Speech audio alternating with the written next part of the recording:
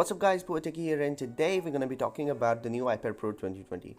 So I'm going to be telling you each and everything that you need to know about this iPad. So Apple just released it yesterday without any event, and that's because of these kind of coronavirus situations. But anyways, let's get started. First of all, we have size and design. So the size isn't different from the previous models. We have the same 11-inch model and a 12.9-inch model.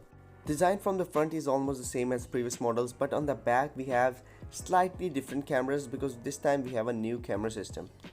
So yeah, now let's talk about the cameras. So we still have that 12MP wide sensor on this iPad, but a new 10MP ultra wide sensor that we also saw on iPhones. And I think it's a good step because people do take photos on their iPads, while doing that pro stuff. And yeah, that big interface just looks amazing. So yeah, it's a good step. And this time this iPad also supports 4K recording at 24 frames per second. In the camera system we also have a LiDAR scanner now, which is used for AR, and it just takes AR to a whole new level. So we've talked about the camera's design and all this stuff that was outside of the iPad, and now let's go in.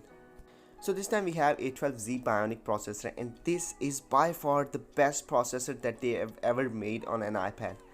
It will just take all this stuff to a whole new level that you used to do on your iPad. And this time we also have 8-core graphics, so it means that your gaming will be better, your video editing and all this stuff will be better. With this iPad, Apple also released a new Magic Keyboard. So it's a $350 keyboard which is backlit, and it also have a trackpad this time. And the trackpad is a good step because in iOS 13, as Apple added mouse port for an iPad, we didn't have trackpad on our keyboards back then. So yeah, it's a good step. This time we have a base storage of 128GB, which was previously 64GB.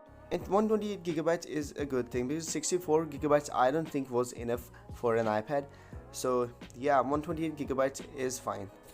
And from 128GB it goes all the way up to 1TB.